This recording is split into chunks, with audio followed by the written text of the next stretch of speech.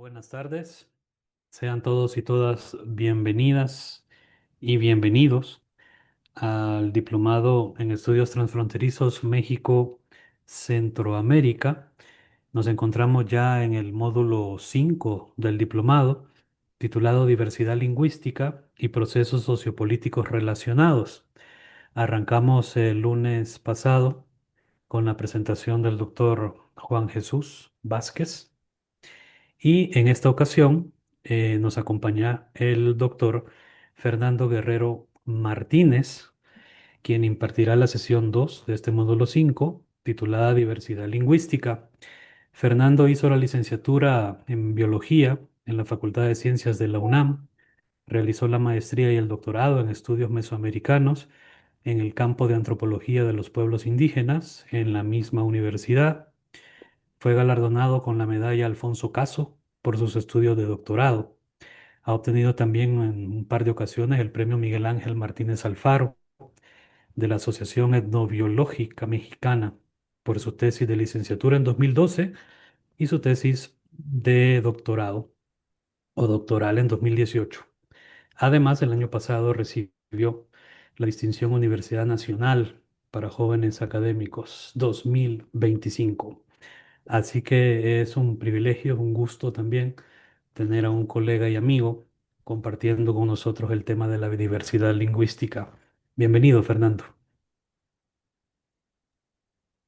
Muchas gracias, Gerardo, Justus, Roberto. Buenas tardes a todos y a todas. También ahí saludo a la doctora Telma, que junto con Juan Jesús y conmigo, pues estamos coordinando este quinto módulo del diplomado. Y bueno, como ya lo comentaba Gerardo, pues vamos a tener el día de hoy la sesión número 2 de este módulo, que la vamos a enfocar a la diversidad lingüística, ¿no? Que es uno de los, pues, grandes temas que nos gustaría que ustedes conocieran, de cierta manera, que se lleven, pues, una buena, digámosle así, coloquialmente, embarrada de lo que eso significa y pues la importancia que va a tener ya considerar los aspectos que veamos en esta sesión, pues en las siguientes sesiones que ya se tocarán otros temas que tienen que ver un poco más, digamos, con estos procesos sociopolíticos, sin dejar de lado la cuestión lingüística y varias de sus ramas o de los ángulos en los que se puede mirar esta disciplina, ¿no? Bueno, les voy a compartir una presentación que ahorita ya se estará cargando. Em, y por favor, si me pueden decir si ya se ve en pantalla completa. Sí, se ve perfectamente bien. Muchas gracias, Justus. Bueno, también para esta sesión, hoy creo que la quité. Es que aquí mi cursor es un poco travieso, pero ya está. Cualquier pregunta que surja, por favor, Gerardo, si me puedes avisar y con mucho gusto, si quisieran interrumpir, pues siéntanse libres de hacerlo. Bueno, me gustaría que en este tiempo de esta sesión, pues pudiéramos abordar estos tres grandes temas, ¿no? Las lenguas que se hablan en el mundo. El segundo tema sería el de las lenguas en peligro. Y el tercero sería las dimensiones de la diversidad lingüística, ¿no? También, como seguramente ya lo vieron, para esta sesión número 2 de este quinto módulo, pues habíamos propuesto la revisión de una lectura que es de varios autores, Hunyent et al., del 2014, que se titula La diversidad lingüística, una invitación a reconocerla, comprenderla e incorporarla. Es un libro, pero se les sugería pues revisar los capítulos uno y 2, que bueno, acompañarán parte de la información que se dará aquí, pero también alguna otra. Y bueno, yo espero que su lectura les haya también dejado pues algunas cosas interesantes, pero sobre todo pues preguntas para el final de la sesión, que pues como se hizo la vez pasada y a lo largo de este diplomado, pues dejaremos, esperemos, una media hora al final para poder compartir pues las cuestiones que vayan surgiendo. Bueno, sin más, vamos a pasar al primer tema que se titula Las lenguas que se hablan en el mundo, ¿no? Ya con Juan Jesús el martes pasado se veía pues algo de esto, ¿no? Ya se tocaba que cuántas por ahí lenguas considera algunas de las instituciones que tienen que ver con el estudio de las mismas en el mundo.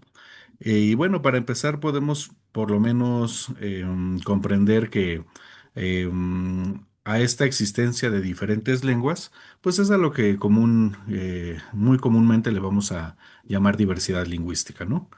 Existen diferentes lenguas en el mundo y esa cantidad de lenguas pues tiene que ver con la diversidad lingüística, aunque no solo la diversidad lingüística es eso, ¿no? Pero digamos para sentar una base sencilla y común, pues pensémosla ahorita como eso, ¿no? Ya vamos a ver y seguramente en la lectura ustedes vieron, pues que definir una lengua que es una lengua no es algo para nada sencillo, ¿no? Pero ahorita no nos metemos en ese problema. Hacia el final de la sesión vamos a meter un poquito en ese conflicto.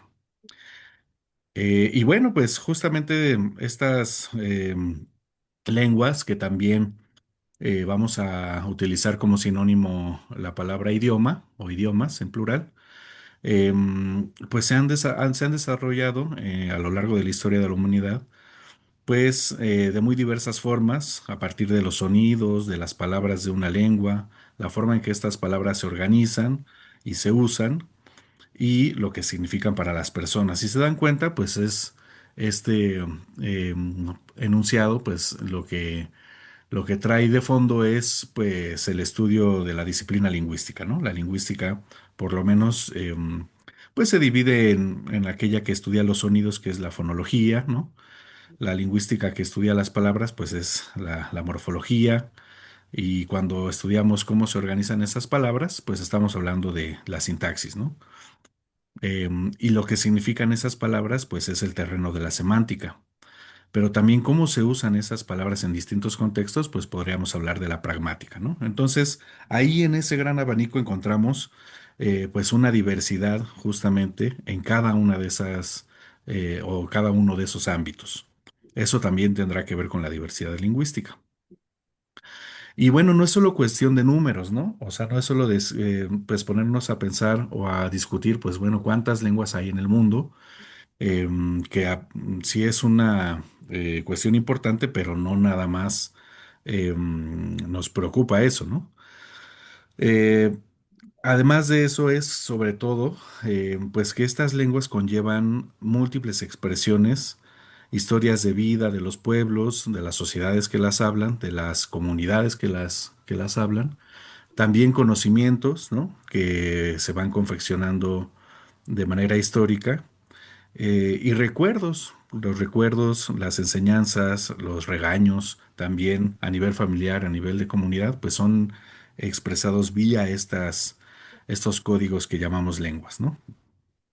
Y pues algo también importante es que mantienen viva esta memoria histórica de estas sociedades que se han desarrollado en el mundo a lo largo de la historia, ¿no? Por eso mismo ahí, como podemos ver hasta abajo, pues esta diversidad lingüística es importante porque expresa justamente la propia historia de la humanidad, ¿no? En su gran abanico de sonidos, palabras, oraciones y significados y formas de usarlos. Bueno, ahora sí vamos con las cantidades, ¿no? Por ahí Juan Jesús la vez pasada ya nos mencionaba que por ahí se dice que en el mundo se hablan más de 7000 lenguas. Y bueno, este numerito va a cambiar dependiendo de qué se considere una lengua y cómo se distinguiría una lengua de otra. No lo vamos a ver ahorita, lo vamos a ver al final. Pero si ustedes se meten al Ethnologue, que es una plataforma dedicada al estudio de las lenguas del mundo, em, hoy en día van a encontrar que el Ethnologue reporta, considera 7159 lenguas o idiomas vivos en todo el mundo, ¿no? Entonces, más de 7000 lenguas en todo el mundo. Pero estas lenguas, pues no son todas iguales, ¿no? No son entidades lingüísticas que tengan eh, características totalmente equivalentes entre unas y otras, sino son muy diferentes entre sí. En esa diferencia también radica la diversidad lingüística. ¿A qué me refiero? Bueno, pues como lo podemos ver en este esquema, en esta gráfica, em, la proporción de lenguas que existen en ciertas regiones del mundo, pues es diferente, ¿no? ¿Y qué es lo que vemos ahí? Bueno, pues que en el continente asiático y en el africano, pues hay 2/3 de la diversidad lingüística, ¿no? En Asia 33% de las lenguas, de estas 7000 lenguas. En África el 30%. Y después tenemos, bueno, las islas del Pacífico, digámosle lo que, lo que conocemos como Oceanía, aunque ahí están incluyendo algunas partes de Asia, y en el continente americano tenemos el 15% de estas 7000 lenguas. ¿Y qué pasa en Europa? Bueno, pues en Europa están representadas el 3% únicamente de estas lenguas del mundo. Entonces, esta diversidad lingüística no se distribuye de manera homogénea en el mundo, sino pues Asia, África, las islas del Pacífico, pues concentran la mayor diversidad, ¿no? También, digamos, pongamos tres niveles: Asia y África en primer lugar, después las islas del Pacífico y América, y ya en un nivel más inferior de diversidad lingüística, pues está Europa, ¿no? Y este es un mapita justamente tratando de ilustrar eso. Por ahí algunas personas se les ocurrió expresar esta diversidad lingüística pues en términos geográficos, dándole mayor peso a las áreas, a las regiones en donde hay una mayor cantidad de lenguas. Y esto es lo que se obtiene, ¿no? Entonces es, digamos, otra forma de ver lo anterior. Aquí podemos ver que, pues, en Asia y en África son digamos, tienen una concentración muy alta de diversidad lingüística por el número de lenguas que se hablan, también en las islas del Pacífico, Oceanía.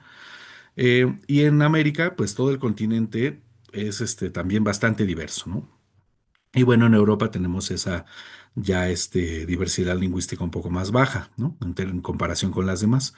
Entonces, esto es, digamos, una forma geográfica de observar la diversidad lingüística en el mundo de acuerdo a las diferentes regiones en las que estas más de 7000 lenguas existen actualmente.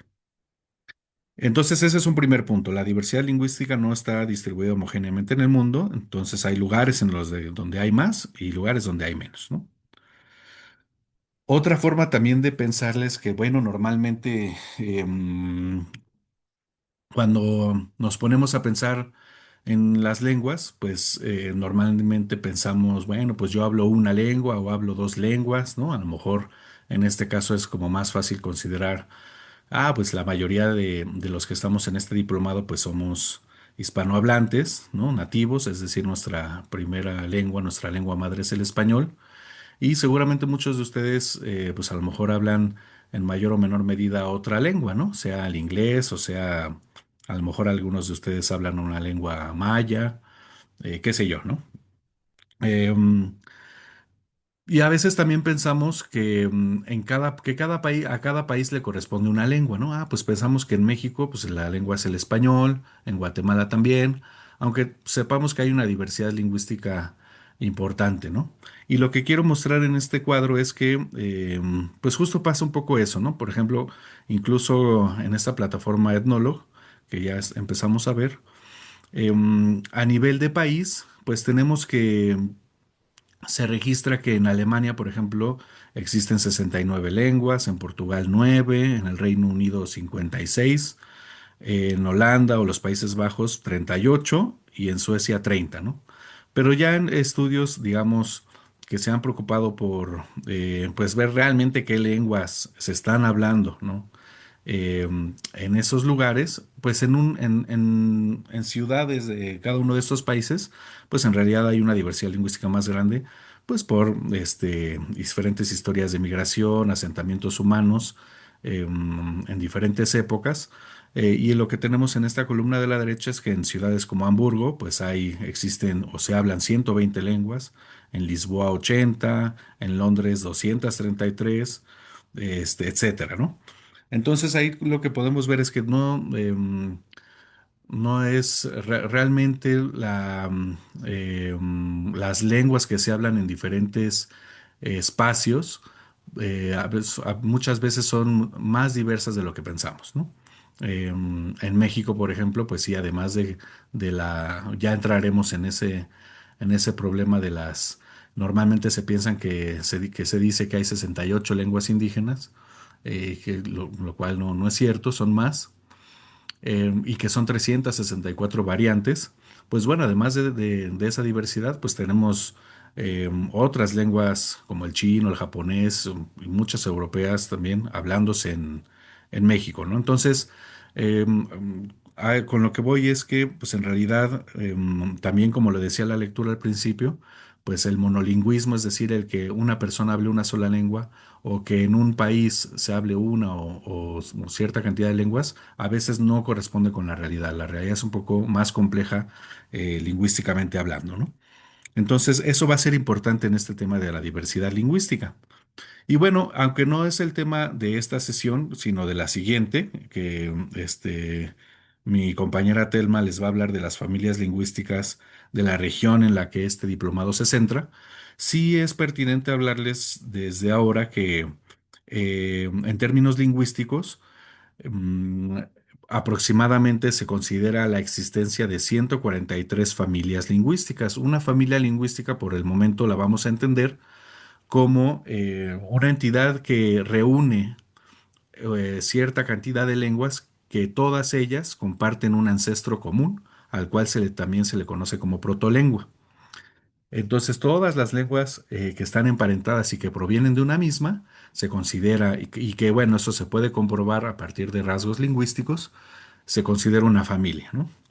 Y lo que vemos ahí es que en el mundo, de estas 143 familias lingüísticas en donde se englobarían las más de 7.000 lenguas que existen, son solo 6 familias de estas 143 las que concentran a la gran mayoría de los hablantes globales, ¿no? Entonces, en el mundo es lo más probable, si nosotros tenemos el padrón de personas que existen en el mundo y al azar seleccionamos una, lo más probable es que esa persona hable una de las lenguas de estas 6 grandes familias. ¿Cuáles son esas 6 grandes familias? Bueno, pues en donde la primera sería esta, en donde se encuentra el español, que es la familia indoeuropea, ¿no? Es la más extendida y hablada del planeta, y fíjense, casi la mitad de la población del mundo habla una lengua perteneciente a esta familia, ¿no?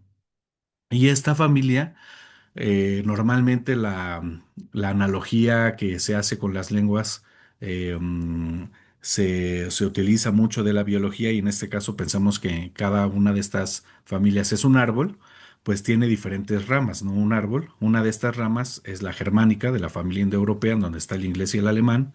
La otra es una rama que es la romance, donde ahí incluiríamos el español, el francés, el portugués.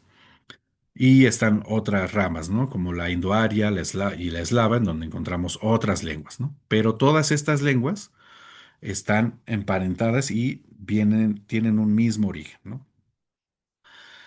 Otra familia súper diversa y grande, pues es la sino-tibetana, ¿no? Es la segunda más grande con más de 1.180 millones de hablantes y pues se distribuye principalmente en Asia Oriental, en donde el chino mandarín pues es el que domina, ¿no? La familia Níger-Congo, en África subsahariana, esta familia tiene el mayor número de lenguas individuales, ¿no? Aunque no, cada una de estas no sea hablada por grandes cantidades de personas, ¿no? Entonces estamos hablando de número de hablantes, número de lenguas que pertenecen a una familia, etcétera. La afroasiática, en donde encontramos al árabe, el hebreo, el amárico, o la austronesia, la familia austronesia, que están representada por idiomas como el indonesio, el malayo, el tagalo. La familia Transnueva Guinea, que se habla en Oceanía, con casi 500 lenguas identificadas. Y pues este es un poquito un mapa que podemos encontrar en donde vemos la distribución de algunas de estas 146, más de 140 familias lingüísticas. Si nos fijamos más o menos en donde corresponde y ya se tocará en la siguiente sesión. Bueno, en México ahí tenemos 11 familias lingüísticas. En Centroamérica, pues ahí podemos ver, está la familia Maya, la Misumalpan, la Chibchana, etcétera, ¿no? Entonces, este es un mapa donde podemos ubicar estas familias lingüísticas que pues engloban, reúnen también diferentes lenguas. Y en términos de la diversidad lingüística, es importante decir que una familia lingüística pues también eh, es diferente de una a otra. Es decir, hay familias lingüísticas que tienen muchísimas lenguas y hay familias lingüísticas representadas solo por una lengua, ¿no? Como es el caso del purépecha en Michoacán y otras partes de México, o el Xinca que se hablaba en Guatemala, también pertenecían únicamente a su propia familia, ¿no? Es decir, no se ha comprobado que el Xinca o el Purépecha eh, mm, estén emparentados con otra lengua, ¿no? Y por eso mismo forman una familia lingüística por sí mismos. Y entonces encontramos estos mapitas que es posible que ustedes ya lo hayan visto en internet, ¿no? Yo creo que ya algunos años circuló mucho este mapita de la familia lingüística indoeuropea, ¿no? Y es como una buena manera de pensar la diversidad lingüística de una familia y la cercanía que tiene una lengua con otra y sus ancestros comunes, ¿no? Entonces, si nos fijamos en esta rama, todo este árbol es la familia indoeuropea y ese gran tronco que se va hacia la derecha, digámosle la división europea, tiene varias ramas, ¿no? Las célticas, las albánicas, las eslávicas y por ahí la itálico-romance, en donde pues ya vamos a ver de que se desprende el español muy pegadito con el portugués, son lenguas pues por como se les dice hermanas, ¿no? Y por ahí las primas pues son el italiano, ¿no? Francés. Y otra rama por ahí que es el germánico, que ya habíamos visto, que es donde está el inglés, el alemán y otras lenguas, ¿no? Y la otra rama que se va a la izquierda, que es la indo-iraní, pues ahí pueden ver eh, en qué desencadenan todas estas ramas que agrupan a diferentes lenguas. Gerardo, sí, por favor. Gracias, Fernando. Es que hay una pregunta de Gabriela, creo que es la sobre la diapositiva anterior. Ok. Pregunta qué indican los colores. ¿Las grandes familias lingüísticas? Sí, las familias son simplemente maneras de representar a diferentes familias, ¿no? O sea, utilizaron diferentes colores, asignándole un color arbitrariamente a cada una de estas familias, ¿no? Entonces, por ejemplo, en México, esa familia Otomangue está en cafecito y por ahí la maya, pues como que también, ¿no? No se diferencia mucho, pero la yuto azteca está en verde. Entonces, cada color, digamos que le asignaron a una familia lingüística. Acuérdense que este es un mapa de familias lingüísticas, no de lenguas, ¿no? Ujú. Entonces, de las 6 grandes que hablábamos, por ahí están en Europa, por ejemplo, la indoeuropea, en China, la sino-tibetana o la afroasiática en buena parte del norte de África, ¿no? Entonces son colores que se asignan a una familia lingüística. Y también es importante decir que aquí no están todas las familias, son como las más Ujú. importantes, ¿no? Claro. Hay otra pregunta de Sebastián también, creo que con la siguiente diapositiva, la que estabas mostrando justo cuando te interrumpí. Pregunta Sí, por la urálica, creo que así se pronuncia. ¿Es independiente de la indoeuropea o tiene una sí, base común también? es es independiente, ¿no? Muchos lingüistas también obviamente han estudiado la correspondencia o la cercanía, el parentesco de esta familia urálica con la indoeuropea y por eso aquí en este árbol la representan ahí como, sí, como como parte del mismo árbol, ¿no? Pero entonces en realidad por lo general se considera que la familia urálica es una familia independiente, pero parece que tiene que ver también con la familia indoeuropea, es decir, que tendrían un ancestro común hipotético, ¿no? Muchas gracias, Fernando. Gracias, Gerardo. Y si tienen más preguntas, con mucho gusto, ¿eh? Nada más ahí, Gerardo, te cargo que me avises. Con gusto. Muy bien, pues miren, entonces esta cuestión de la diversidad lingüística la podemos ir entendiendo más o menos así. Y también es importante en ese tema, pues el número de personas que hablan cada una de estas lenguas que pertenecen a estas familias lingüísticas.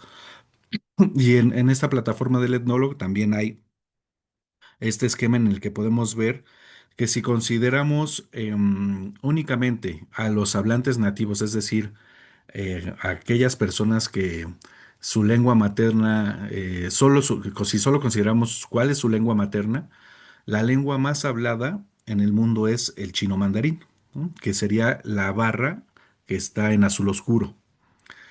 Em, en segundo lugar vendría el español, fíjense, ¿no? Tercer lugar el inglés y luego ya el hindi, el bengalí y el portugués. Pero si consideramos también que no nada más a los hablantes nativos, sino a los hablantes, digamos, bilingües o multilingües, que además de su lengua materna hablan inglés, por ejemplo, el inglés se dispara y se convierte entonces en la lengua más hablada del mundo. Después el chino mandarín y después el hindi, el español, el bengalí y el portugués, ¿no? Entonces, ¿qué podemos decir aquí? Bueno, pues el inglés se ha desparramado de manera brutal, digamos, en el mundo, ¿no? Hay otras lenguas que, por ejemplo, el chino mandarín o el español, en donde la cantidad de personas que las hablan que no es su lengua materna, pues no es tanta, ¿no? Igual con el bengalí y el portugués, muy poquitas personas, digamos, tienen como segunda lengua a estos idiomas, el bengalí y el portugués. Entonces, eso también es parte, digamos, de la diversidad lingüística y pues vean la cantidad de población que está de la que estamos hablando, por lo menos en estas dos primeras lenguas que son el inglés y el chino mandarín. Eh, Otra forma de ver eso es estos mapitas que se ven muy pixeleados, pero pues en realidad lo que queremos decir es que en la izquierda la concentración de los hablantes del chino mandarín pues efectivamente se da en China y en los lugares adyacentes, pero con el inglés lo que pasa es que pues no nada más está concentrado en un solo lugar, sino que hay muchos hablantes de inglés en un montón de lugares del mundo, ¿no? Entonces, a diferencia del chino, el inglés se ha eh, expandido de una manera muy importante. Y esos son otros factores que también tienen que ver con esta diversidad lingüística. Veamos también algunos casos interesantes de lo que consideramos como lenguas indígenas, que bueno, es una manera tal vez no muy apropiada de hacer un cajón sobre estas lenguas, pues son lenguas también como cualquier otra. Y aquí les pongo el caso de cuatro lenguas diferentes, todas de la familia maya, que se hablan en México, ¿no? Pero estos mapas resultan útiles para varias cosas, ¿no? Pero aquí vamos a concentrarnos solamente en dos. Bueno, arriba a la izquierda tenemos al maya yucateco, a la derecha el celtal, abajo a la izquierda el tzotzil y abajo a la derecha el chol. Les digo todas de la familia maya. Eh, Veamos el caso del maya yucateco, como abajo a la izquierda en ese recuadro tenemos, digamos, la diferencia de la cantidad del número de hablantes entre el que se registraron en el censo del 2010 y del 2020. ¿Qué pasó ahí con el maya yucateco? Pues bueno, pasó de tener más de 795,000 personas que hablaban esta lengua a 774, es decir, disminuyó la cantidad de hablantes de maya yucateco en 10 años, ¿no? Y que también podemos notar, pues que esta lengua se habla fundamentalmente en la península de Yucatán, ¿no? En donde están los estados de Yucatán, Quintana Roo y Campeche, pero también se reportan hablantes en Tabasco, en Chiapas, en Veracruz, en el Estado de México y en la Ciudad de México, ¿no? Ahora pasemos, ¿no? Por ejemplo, con el caso del celtal. El celtal, que es una lengua originaria de Chiapas, eh, pasó del 2010 de tener 474,000 hablantes a casi 600,000, ¿no? Entonces, a diferencia del yucateco, esta lengua en 10 años aumentó en más de 100,000 personas hablantes de esta lengua, ¿no? Según población de 3 años y más que habla esta lengua indígena. Y que también podemos ver, bueno, pues que el celtal, además de hablarse en Chiapas, pues se habla sobre todo en Chiapas, pero también se habla en Tabasco, en la península de Yucatán, Y los celtales se han ido también, como los yucatecos, al Estado de México, a la Ciudad de México, pero no solo ahí, sino se han ido también a Jalisco, a Nayarit y a Baja California, ¿no? Entonces, es un pueblo que sus hablantes pues han migrado bastante, ¿no? Ahora veamos al Tzotzil, que también incrementó el número de hablantes en 10 años de 429,000 a 550, ¿no? Como el celtal, más de 100,000 hablantes. Es decir, si solo nos quedamos con estos números, estamos viendo que estas lenguas están aumentando, ¿no? Y entonces, ¿por qué decimos que están en peligro todas las lenguas indígenas? Bueno, pues porque no tienen nada más que ver con el número de hablantes. Ahorita esperemos tocar más puntos al respecto.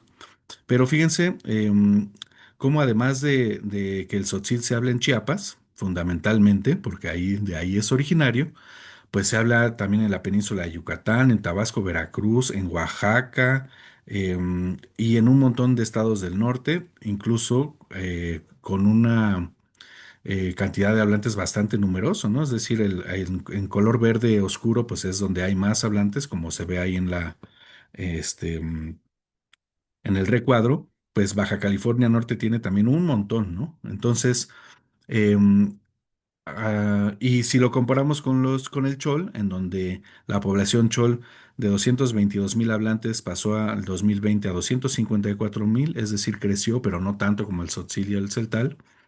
Los choles pues han migrado también, pero sobre todo se quedaron en el sureste, ¿no? Se han quedado en el sureste.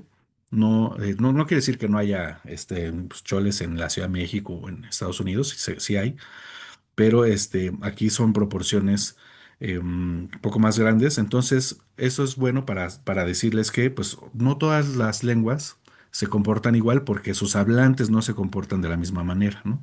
Hay pueblos que pues migran más, tienen mayor movilidad. Esto es muy claro si comparamos el chol con el tzotzil, ¿no? O sea, a los choles les ha gustado mucho más quedarse en su estado, en su región, y los tzotziles han migrado mucho, ¿no? Y entonces eso tiene que ver también estos procesos migratorios de movilidad humana, pues justamente con la diversidad lingüística, ¿no? Porque pues estas personas que hablan estas lenguas, pues entran en contacto con otras personas que hablan otras lenguas y ahí suceden muchas cosas que repercuten en si se deja de hablar una lengua o no, ¿no? Entonces, esto va a ser importante también para nuestro tema del día de hoy. Bueno. Ya dijimos que entonces, según el etnólogo, hay más de 7,000 lenguas vivas en todo el mundo. Y ya habíamos dicho que estas 7,000 lenguas, pues no se comportan, no tienen las mismas características, todas, ¿no? Y también es cierto que de estas 7,000 lenguas, dejémoslo en números cerrados, pues la mitad de estas 7,000, es decir, unas 3,500, es hablada por comunidades de personas de menos de 10,000 hablantes. Entonces pónganse a pensar, bueno, ¿qué lugar más o menos tendría 10,000 habitantes? Pues van a ser lugares realmente pequeños, ¿no? Entonces, 3,500 lenguas es hablada por comunidades, o sea, la hablan personas, 10,000 personas, ¿no? Comunidades de 10,000 personas. Pero la mitad de esas 3,500, es decir, de 1,750 más o menos, los hablantes de esas, pongámosles 2,000 lenguas, son 1,000 personas o menos, ¿no? Es decir, muchas de estas lenguas que se hablan en el mundo las hablan muy poquitas personas. Y eso también tiene que ver con el tema que vamos a tocar ahora, pues que es el de las lenguas en peligro, ¿no? Gerardo, sí, adelante. Muy bien, para alternar un poco y darte Eso.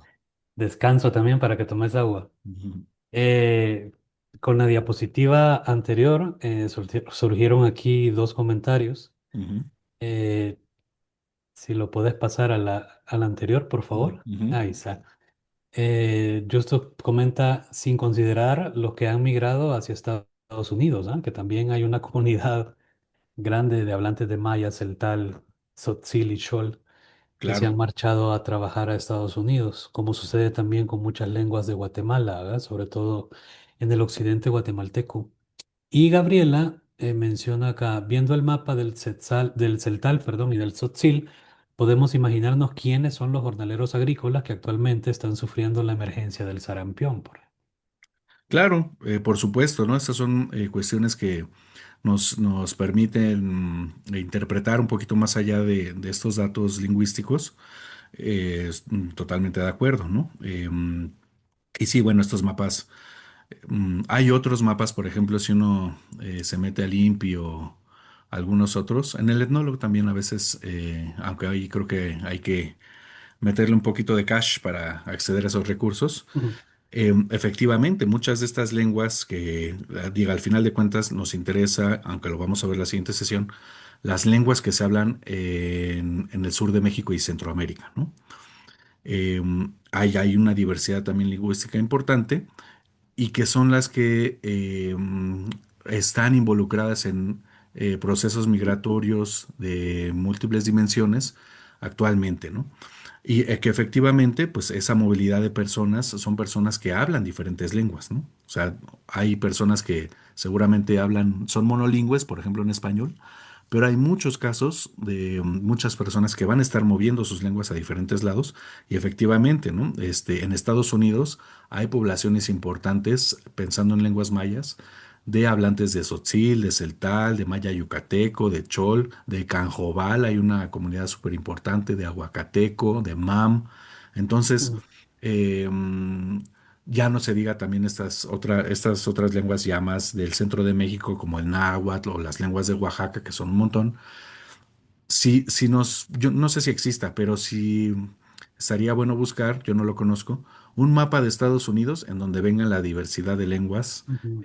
pues, por llamarles así, indígenas, ¿no? Va a ser un mosaico increíblemente diverso, ¿no? Y también pensando en movilidades no solo, digamos, Centroamérica, México, Estados Unidos, sino hacia el sur, también en Sudamérica. Hay una movilidad, por ejemplo, entre Bolivia y Argentina, Bolivia y Brasil, de la diversidad lingüística que hay en Bolivia. Hay maras, quechuas en múltiples regiones argentinas y brasileñas, ¿no? Entonces, em, por eso decíamos que, pues, en realidad, cuando nos ponemos a pensar en estos datos, en estas realidades, a veces los mapas se nos quedan cortos, ¿no? Y es difícil, yo creo que expresar en un mapa, que pues, sin duda sería interesante con la tecnología que hay ahora, que pudiéramos observar eso en un mapa, esta diversidad lingüística moviéndose, ¿no? Y considerando las lenguas de dónde son originarias y a dónde están migrando. Entonces, totalmente de acuerdo con esto de... Y bueno, obviamente nos habla de las necesidades por las que las personas migran, pero como les digo, pues esas personas cuando migran no dejan su lengua en la casa, ¿no? Se la llevan, la pueden usar o no la pueden usar, ¿no? Pero eso es importante. Muchas gracias, Fernando. Gracias, Gerardo. Entonces, fíjense, estamos pasando un poco a hablar ahora de qué tan amenazadas están estas lenguas, ¿no? Entonces, lo que dice ahí es que, bueno, aproximadamente la mitad, ¿no? De todos los idiomas se dice que están en peligro de extinción, a menudo con menos de 1000 hablantes. Es decir, si esos 1000 hablantes deciden empezar, que serán de múltiples generaciones, pero esas generaciones empiezan a decidir no transmitir su lengua, pues ese número va a decrecer de manera importante. Y entonces, de manera contrastante, tenemos la mitad de estas lenguas que están en peligro. Y además tenemos que hay 20 lenguas que son los más hablados, y esos 20 idiomas son hablados por casi la mitad de la población mundial, ¿no? O sea, más de 3700 millones de personas. Es decir, em, hay que pensarlo como que, bueno, como si a nivel lingüístico en el mundo se esté homogeneizando, ¿no? La- la- las, las personas están cada vez hablando una de estas lenguas, hablando solamente una de estas 20 lenguas más habladas en el mundo, y esas otras lenguas pues van desapareciendo y la diversidad lingüística entonces pues va decreciendo, ¿no?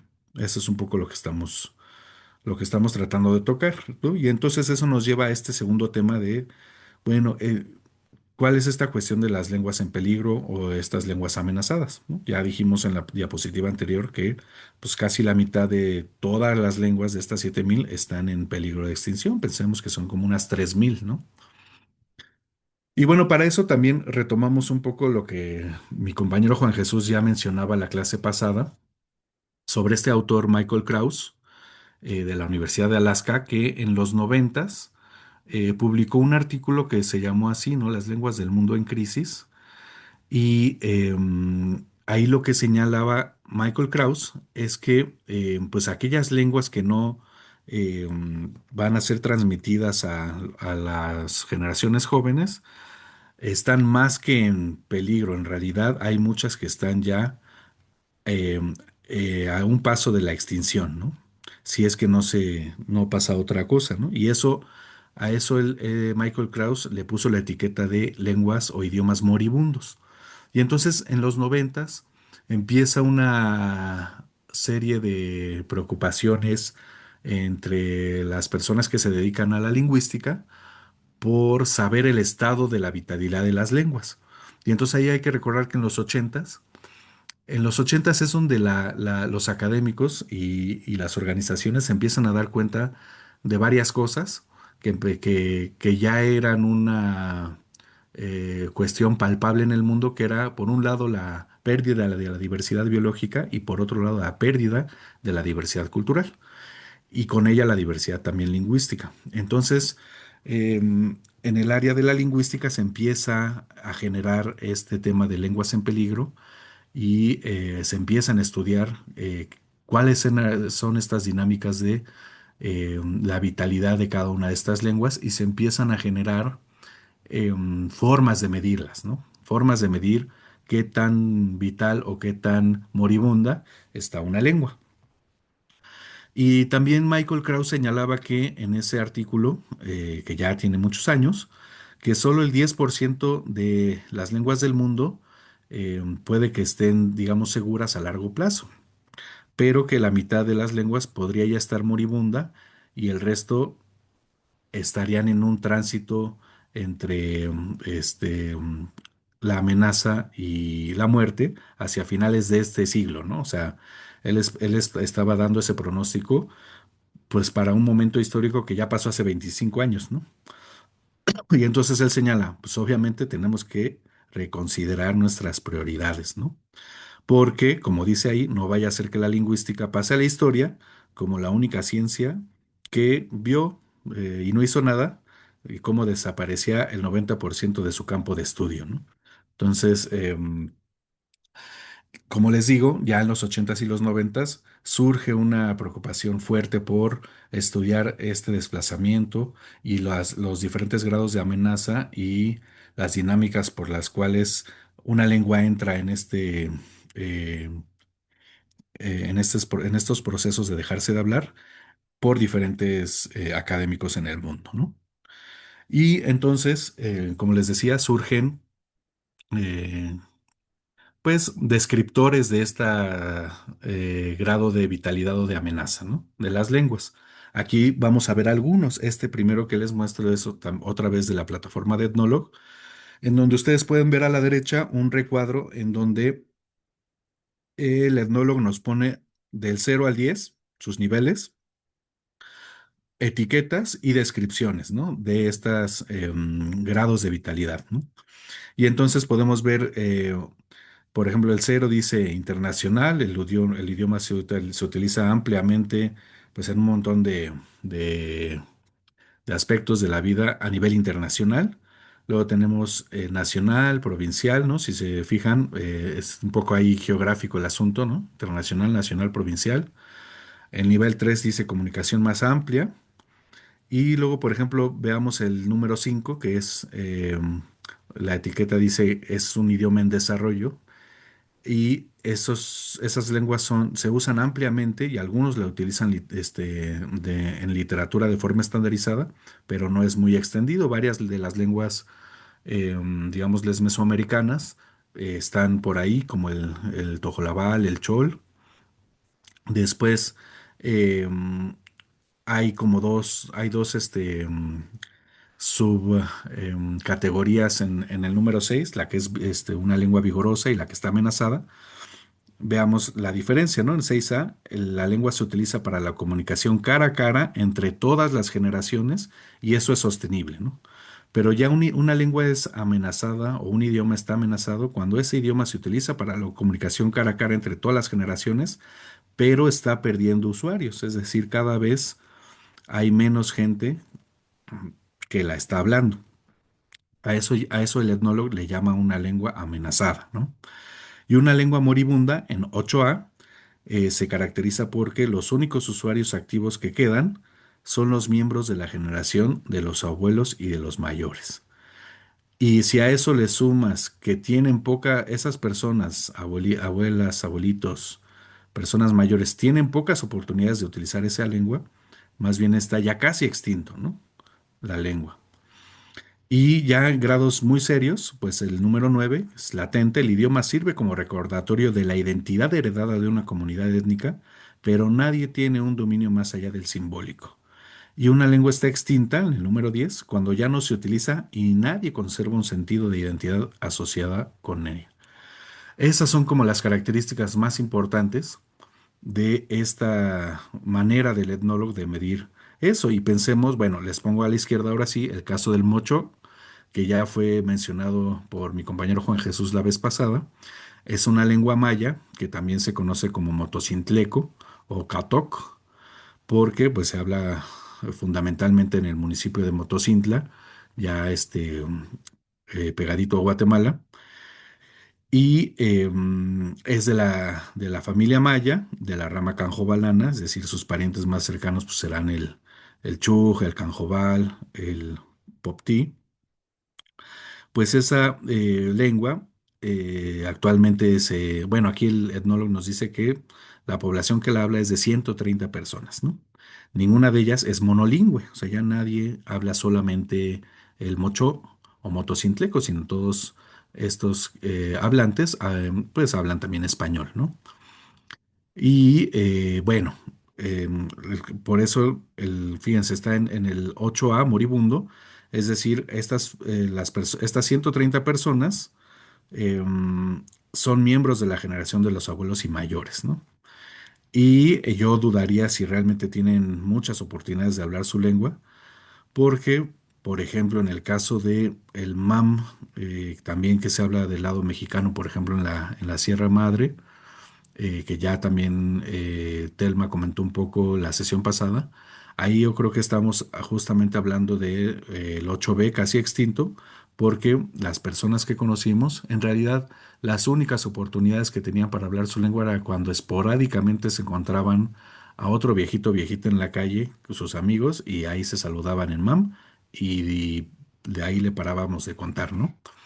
Entonces digo, a pesar de que el mame en Guatemala es mucho más vital, ¿no? Eh, entonces, a eso se refieren estas diferentes categorizaciones de la vitalidad de las lenguas. Y entonces vamos a encontrar un abanico bastante grande en ese sentido, ¿no? Hay otras instituciones que han creado sus propias maneras de medir el peligro, la amenaza en la que se encuentran las lenguas. Y en el caso de México, pues tenemos al INALI, ¿no? Que es el Instituto Nacional de las Lenguas Indígenas, en donde quienes utilizan tres criterios, ¿no? Para ubicar a las lenguas en estos cuatro niveles. Los criterios que son los que tenemos a la izquierda, pues son el número total de hablantes, ¿no? El 2 es la vitalidad definida numéricamente con el porcentaje de hablantes entre 5 y 14 años respecto del total de hablantes en la región, ¿no? O sea, hay un porcentaje.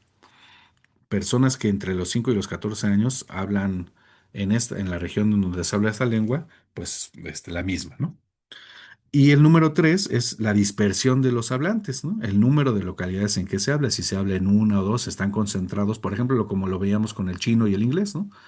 Si esta lengua, sus hablantes están concentrados en un lugar o en pocos lugares, o si están distribuidos en más, ¿no? Si se han expandido. Y la combinación, digamos, de estos criterios para cada una de las lenguas hace que el INALI tenga estos grandes cuatro cajones para ubicar la vitalidad. Aquellas lenguas que están en un muy alto riesgo de desaparición, pues serán aquellas que eh, cuentan con menos de 1,000 hablantes y esa cantidad representa menos del 10% de la población en la región. O sea, aquí lo importante es que se toma en consideración a la población total de cierta región, a lo mejor a nivel municipal o nivel estatal, y el porcentaje de hablantes que hay de esa lengua con respecto a ese total, ¿no? Y también el INALI dice, bueno, y que eso se hable en menos de 20 comunidades, es decir, eh, pues establece este número de comunidades, diga, pensando que son pocas, ¿no? Y a diferencia de otras lenguas que se hablarán en muchas más, ¿no? Entonces, una comunidad, perdón, una lengua estará en muy alto riesgo de desaparición si cumple o está en este abanico de posibilidades. Eh, un escalafón, digamos, no tan grave, son lenguas que están en un alto riesgo de desaparición, también tienen menos de 1,000 hablantes, pero el porcentaje con respecto al total de la región es mayor a ese 10% y se habla en más de 20 localidades, ¿no? De 20 a 50. Ya en menos riesgo, pues bueno, esos números van cambiando, siempre son, digamos, los mismos criterios, y las lenguas que no están en un riesgo inmediato, pues tienen que ver con estas, en que el total de sus hablantes es mayor a 1,000 personas. Por ejemplo, el mocho, pues ya no entra ahí, el mocho estará en una de esas tres, y su porcentaje con respecto al total de la población es mayor al 25%, un cuarto de la población es hablante de esa lengua y se emplea en más de 50 localidades, ¿no? Entonces, esta es la forma en que el INALI eh, ubica a una lengua en uno de estos grados de amenaza, ¿no? La UNESCO también tiene varios criterios, como estos, son 9, ¿no? Utiliza más criterios que el INALI, ¿no? La transmisión intergeneracional de la lengua, es decir, que la generación de los padres sí transmita su lengua a los hijos, el número absoluto de los hablantes, ¿no? Sin considerar en dónde están, la proporción de esos hablantes respecto del total de la población, ¿no? Los cambios fíjense, aquí entran ya criterios que se tienen que medir de manera un poco más etnográfica, cambios en los ámbitos de utilización de la lengua, es decir, dónde se utiliza la lengua, porque no es lo mismo que la lengua se utilice solo a nivel familiar en la casa, a que sea una lengua que se utiliza en la iglesia, en la escuela, en los ámbitos públicos, ¿no? Por ejemplo, en el MAM de Chiapas, pues es una lengua que se utilizará muy poco en lugares públicos y incluso en pocas familias también, ¿no? Entonces, esas son características que ya los censos no las miden, ¿no? Hay que hacer trabajos especializados sobre ello. También, por ejemplo, esta respuesta a los nuevos ámbitos y medios, o sea, no sé, anuncios, nuevas tecnologías que estén, que se estén aplicando también en las diferentes lenguas, materiales educativos, qué tanto hay de esos materiales y qué tanto se utilizan en la enseñanza, las actitudes lingüísticas y las políticas lingüísticas, qué es lo que están haciendo instituciones y gobierno para promover estas lenguas. Si las consideran, por ejemplo, en el caso de Chiapas, muchísimos años no se reconocía la existencia del chuj, una lengua maya que se habla cerca de los lagos de Montebello, ya la frontera con Guatemala, que se habla mucho en los Cuchumatanes, digamos en San Mateo Ixtatán, San Sebastián Coatán, Varillas, Nentón. Pero del lado mexicano el gobierno nunca muchos años la ignoró, ¿no? La invisibilizó. Eso cuenta para este tipo de criterios. Em, y sobre todo también las actitudes lingüísticas de los propios miembros de la comunidad hacia su propia lengua. Esa es una rama de la lingüística, de la sociolingüística también muy importante. Y bueno, también la UNESCO considera el tipo y calidad de la documentación que existe sobre la lengua, ¿no? Va a ser diferente a lo que se sabe y lo que está documentado sobre, por ejemplo, el maya yucateco, que es muchísimo desde la colonia, a comparación del tojolabal, que tendremos un vocabulario colonial, por ejemplo, ¿no? Ese tipo de cuestiones las considera la UNESCO. Y bueno, a partir de estos criterios, la UNESCO ha delimitado estos niveles de amenaza, ¿no? Aquellas lenguas que no corren peligro, ¿no? Porque las utilizan todos los grupos de edad, incluso los niños, y se emplea en todos los ámbitos, digamos, sociales, para todas las funciones, ¿no? Educación, medicina, eh, el ámbito jurídico, etcétera, ¿no? Esas lenguas no corren peligro. Pero hay lenguas ya que son vulnerables porque las utilizan algunos niños en todos los ámbitos, pero también en algunos ámbitos está restringida la lengua. Em, y hay otras lenguas por ahí, ¿no? Las que están claramente en peligro, la lengua es utilizada sobre todo por la generación de los abuelos. em, la mayoría de ellos habla la lengua y pues, se usa sobre todo en el ámbito doméstico para muchas funciones. La lengua dominante ya empieza a penetrar en la casa, ¿no?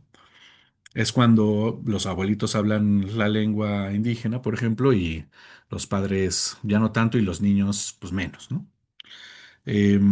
Seriamente en peligro cuando un idioma solo lo utilizan los abuelos, pero solo una minoría de ellos la habla, ¿no? Y entonces está muy restringida y bueno, eh, una lengua queda extinta cuando ya no quedan hablantes. Por ejemplo, comparándola con el etnólogo, en el etnólogo todavía consideran estas de casi extinto y moribundo cuando la gente la recuerda. Yo creo que es el caso y forma parte de su identidad, aunque ya nadie la hable. Es el caso, por ejemplo, del chiapaneco, una lengua otomangue que se habló en Chiapa de Corzo, en Tuxtla Gutiérrez, en Chiapas, México, y que actualmente sigue estando presente en los apellidos de las personas, en los nombres de lugares, de algunas plantas.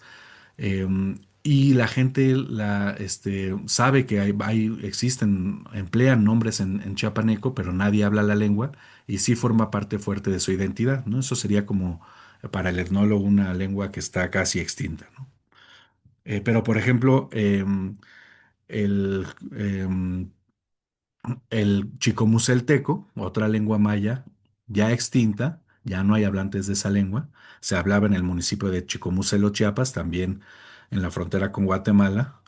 Em, es la lengua hermana de lo que hoy es el Huasteco Tenec, que se habla en el sur de San Luis Potosí, norte de Veracruz. Pero uno va a Chicomucelo y nadie se acuerda del Chicomucelteco, ¿no? O tenía otro nombre el Chicomucelteco, ahorita se me fue. Em, y eso ya no tiene que ver con la identidad de la gente, la lengua, y entonces eso sería como para el etnólogo una lengua totalmente extinta, igual para la UNESCO, porque ni siquiera ya forma parte de pues, la identidad de la gente, ¿no? Entonces creo que esos son buenos ejemplos para pensar en estos casos.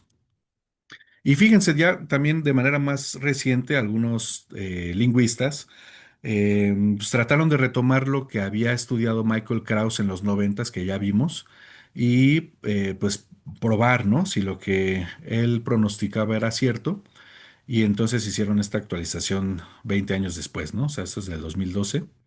Y lo que encuentran estos cuates, Simmons y Lewis, es que la estimación de Michael Krauss en el 92 de que la mitad de las lenguas estaban condenadas o en vías de extinción era muy alarmante, ¿no? No tanto en realidad, ahorita vamos a ver por qué. En primer lugar, porque no tenía tampoco demasiados datos o buenos datos, ¿no?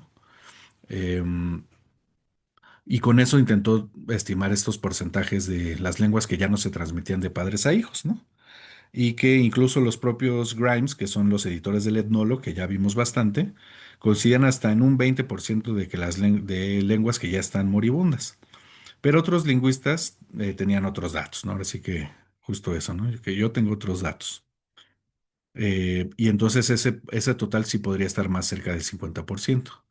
Y entonces lo que encuentran 20 años después, ya dicen, bueno, para empezar ya tenemos mejores estimaciones de la vitalidad para todas las lenguas del mundo. Y ellos encuentran, en 2012, el etnólogo consideraba 7.103 lenguas, es decir, unas 40 y tantas menos que ahora. Fíjense que de esas 7.000 lenguas, 1.360 o el 19% ya no están siendo aprendidas por los niños. Y entonces lo que predijo Krauss en el 92, pues era cierto, pero en aquellas regiones donde la migración y la pérdida lingüística eran mucho más extremas, como en América del Norte, ¿no? Entonces justo, por lo menos a México le toca una buena parte de eso. Y entonces el 78%, 207 de 266 de las lenguas de Norteamérica, o sea, una buena cantidad de las lenguas de Norteamérica, ya están extintas o no son aprendidas por los niños. Y bueno, al igual que el porcentaje en otros lados del mundo, ¿no? Entonces me interesa eso. Fíjense, hace ya también 13, 14 años de este estudio, casi el 80% de las lenguas que se hablan en Norteamérica, pues ya estaban extintas. Es decir, si hay una, no, otra vez, no en todas las partes del mundo las lenguas se están extinguiendo a la misma velocidad o de la misma manera. Hay lugares en el mundo, por ejemplo, Norteamérica, ¿no? Y ahí están hablando de México, Estados Unidos, Canadá. eh, es mucho más drástica esta pérdida y sobre todo, buena parte de las lenguas que se hablan en lo que se conoce como Mesoamérica. Y entonces, pues se han generado otra vez estos mapitas que uno puede encontrar en la red, que tienen que ver con las casi 600 lenguas críticamente amenazadas, ¿no? Ahí están este, um, que están en casi extintas. ¿Y qué es lo que podemos ver? Bueno, pues efectivamente en todo el continente americano hay bastantes puntitos rojos y y lo que me interesa de este mapita es que pues vean en el área de estudio que nos corresponde en este diplomado, pues hay un montón, ¿no? En el sur de México y buena parte de Centroamérica hay muchas lenguas que están en peligro, ¿no? Entonces, pues esta es una situación en términos lingüísticos que va a caracterizar al sur de México y Centroamérica, que tienen una diversidad lingüística importante, pero que a su vez esa diversidad lingüística pues está seriamente amenazada, como otras lenguas de otras regiones del mundo, ¿no? Bueno. Ya para ir cerrando esta sesión y dar pie a a la discusión, eh, bueno, estuvimos evitando todo este tiempo entrarle al problema de, pues entonces, ¿cuándo una lengua ya es una lengua y ya no es una variante o un dialecto? ¿O cuándo podemos considerar qué es una lengua y cómo se distingue una de otra, ¿no? Em, en la lectura ustedes pudieron leer varias definiciones de qué es una lengua, unas enfocadas en ciertos aspectos, pero dejando de lado otros, y otras retomando alguna dimensión particular de la lengua, pero sin considerar otra. Y entonces, como también decía la lectura, pues esa cuestión de definir qué es una lengua y cuándo es diferente una lengua de otra es muy difícil y es problemático, ¿no? A tal grado que en países como México podemos decir, sin temor a equivocarnos, que no sabemos cuántas lenguas se hablan en México, ¿no? Porque va a depender de muchas cosas. Para empezar, bueno, pues creo que es importante retomar un poco lo que ya decía Juan Jesús la vez pasada, pues las diferencias entre lenguaje, lengua y habla, ¿no? Lenguaje como esta capacidad comunicativa que pues no nada más es oral, sino puede ser de múltiples maneras, ¿no? Simbólica, visual, etcétera, escrita. La lengua como un código, ¿no? Como un código particular, con una cierta gramática, etcétera. Y el habla como pues la expresión de la forma en la que se manifiestan estas lenguas, ¿no? Entonces, una manera pues, tal vez sencilla de diferenciar la lengua del habla, pues es que la lengua es esta codificación concreta, ¿no? Que un grupo de personas tiene a partir de pues, una serie de elementos comunicativos. Y el habla es el modo en la que nosotros, de manera individual, hacemos uso del repertorio lingüístico que nos ofrece nuestra lengua para expresarnos, ¿no? Ya nuestra manera particular ahora sí que de hablar, ¿no? Y entonces, considerando esto, la diversidad lingüística también está ahí, ¿no? No nada más está en la lengua, sino también en el habla, aunque son cosas diferentes. Por ejemplo, Alessandro Duranti, un antropólogo lingüista, en su libro de antropología lingüística nos pone esta reflexión, ¿no? Pues que es importante diferenciar entre lengua y una lengua, ¿no? Entonces, la lengua como código se refiere justo a esta facultad humana de comunicarnos usando algún tipo de signos concretos, ¿no? Sean sonidos, gestos, que están organizados en formas concretas, ¿no? Es decir, la gramática. Pero una lengua o idioma se refiere pues, a un producto, ¿no? Producto singular sociohistórico, identificado por un rótulo. Ahorita vamos a ver, ¿no? Él pone los ejemplos del inglés, el polaco, el chino, etcétera, ¿no?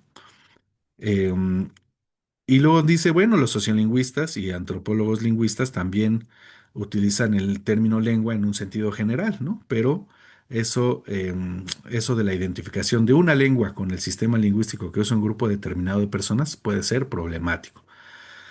Sobre todo cuando pensamos que cada vez que realizamos una investigación sobre alguna lengua, sea esta el inglés, el yucateco, el mangue o el que ustedes quieran, descubrimos que esta lengua varía considerablemente de unos hablantes a otros y de unas situaciones a otras, ¿no? Entonces, otra vez, la diversidad lingüística también está en esa variación entre hablantes y entre situaciones. Eso es muy importante. Y esta es la reflexión que Junyen y colaboradores hacen en la lectura que les pasamos, ¿no? Bueno, ellos dicen, ante esta pluralidad de definiciones y de problemas, mm, definir una lengua, es difícil, ¿no? Pero, como les decía, pues cotidianamente no dudamos en decir que hablamos tres lenguas, ¿no? Ah, yo pues nada más hablo una lengua, o pues yo hablo dos, el español y otra, ¿no? O que en tal país se hablan cinco, seis, siete lenguas. En realidad, es más complejo que eso. ¿Por qué? Pues porque alguien, como dice aquí, puede mantener una conversación en una lengua, pero no entender la radio en esa misma lengua, ¿no?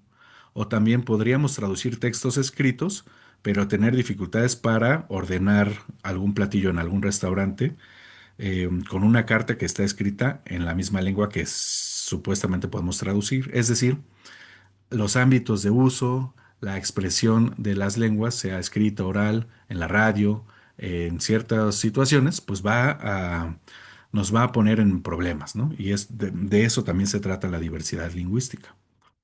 Por eso podemos hablar de niveles o dimensiones de esta diversidad y, por ejemplo, podemos hablar de cronolectos, ¿no?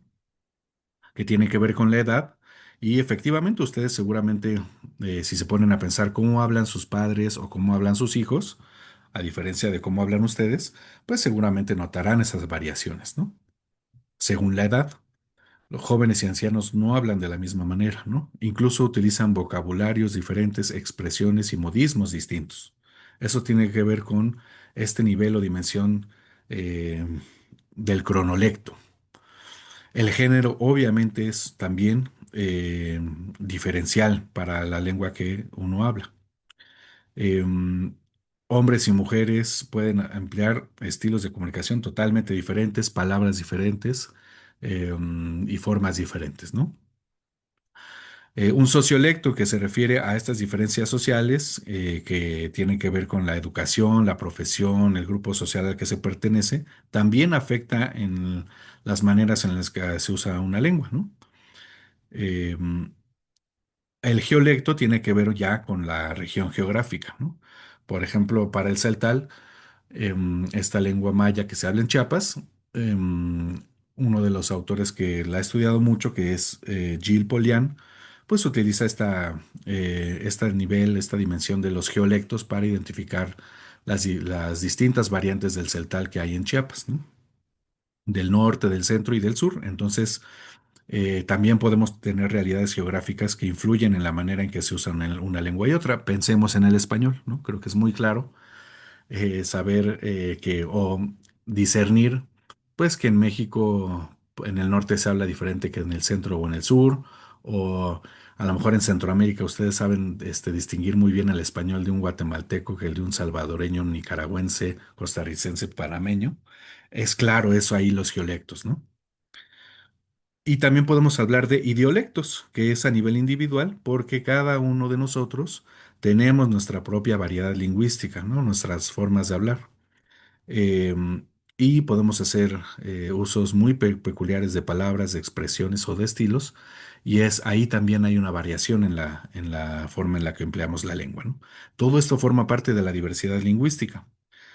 Es un poco el esquema que estamos viendo aquí, en donde la lengua pues es cruzada por varias cosas, ¿no? Las clases, digamos, sociales, la variación social, la variación regional y geográfica, ¿no?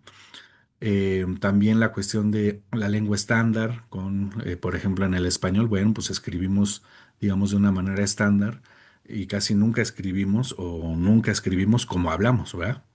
Porque si no, Gerardo se comería muchas consonantes. Sobre todo Pero las S, aunque exacto, soy feo. exacto. Pero ustedes leen un texto de Gerardo y pues muy bueno y muy claro y no refleja la manera en la que habla, ¿verdad? A nivel por lo menos de sonidos.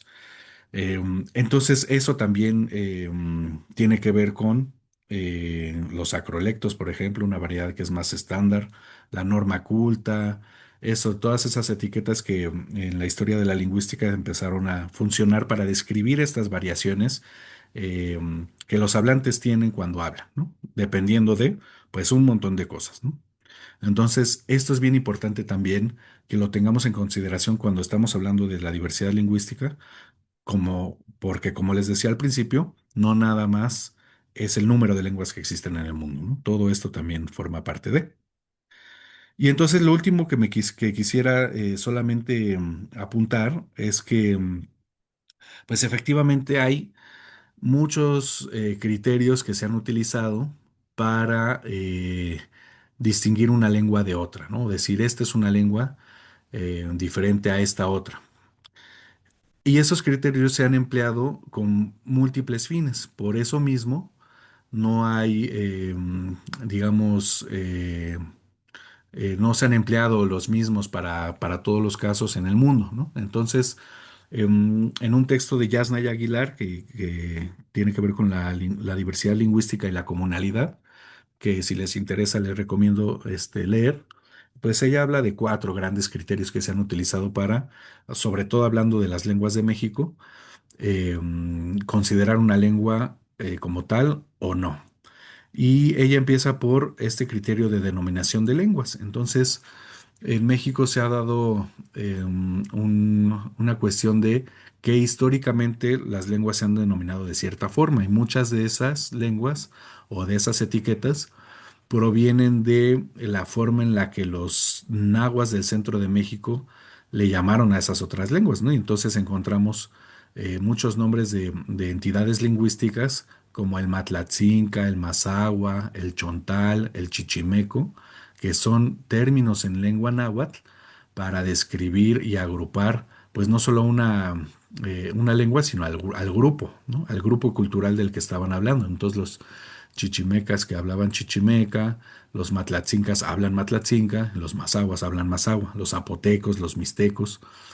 Todas esas son denominaciones históricas que tuvieron tanto peso que, por ejemplo, el INALI, para no dejarlas de lado, lo que hizo fue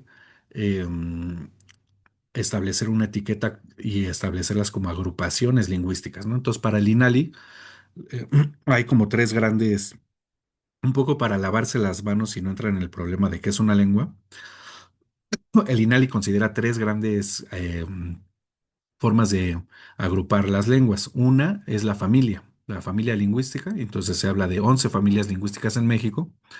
Luego está la agrupación lingüística, que es en donde están estas 68 agrupaciones lingüísticas que muchas personas consideran como lenguas y que justo tienen que ver con la denominación histórica con las que se conocen esas lenguas. Y después el escalón ya más abajo, digamos, más pequeño, es la variante lingüística, y ahí es donde el INALI dice que hay 364 variantes lingüísticas. Y el INALI nunca menciona cuántas lenguas hay, sino que dice que cada una de estas 364 variantes lingüísticas, para fines políticos, educativos, institucionales, deben ser consideradas como lenguas. Ya en algún momento, seguramente en el tema de políticas lingüísticas, puede que se hable de eso. Y es una manera muy diferente tratar una entidad lingüística como una agrupación o como una lengua como tal, ¿no? Eso tiene repercusiones sociales, políticas, importantes. Eso es con la denominación histórica. Entonces, así tenemos un zapoteco, un mixteco, cuando en realidad los lingüistas que estudian esas lenguas saben que son muchas lenguas zapotecas y muchas lenguas mixtecas, por ejemplo. Y la cuestión de la autodenominación, em, pues cada lengua cuando a la hora de describir en sus propios términos cómo se llama su lengua, pues también tienen sus propias etiquetas, las cuales no coinciden con la denominación histórica muchas veces, y en otros casos sí, y tampoco es un criterio totalmente fidedigno porque, por ejemplo, el náhuatl, que pueden ser una lengua con muchísimas variantes, pues muchas de esas variantes, la autodenominación es mexicano, y no hace diferencia, ¿no? No expresa la diversidad que existe bajo esa etiqueta. Entonces, y hay lenguas que simplemente cuando uno traduce la autodenominación es pues mi lengua, ¿no? O nuestra lengua. Entonces, también digamos que tiene sus problemas utilizar solamente la autodenominación para ubicar lenguas una lengua de otra, para diferenciarlas. Y a veces se puede utilizar para diferenciar o para subdiferenciar, ¿no? Entonces, va a haber casos en los que estas autodenominaciones se utilicen para separarse de otra variante o de otra lengua, aunque a lo mejor lingüísticamente sean muy cercanas, ¿no? El segundo criterio que tiene que ver con basados en el cambio lingüístico, bueno, ahí la gente que estudia lingüística histórica ha utilizado, por ejemplo, la glotocronología, que fue una manera que Maurice Swadesh en los 50 más o menos diseñó para medir qué tan diferente es qué tanto se van diferenciando una lengua de otra a través de un vocabulario básico, y entonces, comparando esos vocabularios básicos, él empieza a sacar porcentajes de distancias, de diferencias, y así estableció, digamos, la cercanía o la lejanía de una lengua con otra. Aunque el problema fue que asumió que esos cambios eran constantes cuando en realidad puede haber cambios muy abruptos en la historia de las poblaciones, ¿no? O los cambios lingüísticos compartidos, que más o menos tiene que ver con lo mismo. Digamos que este segundo criterio se ha establecido para aquellas personas que les ha interesado la historia de las lenguas y ver cómo han evolucionado en el tiempo, ¿no?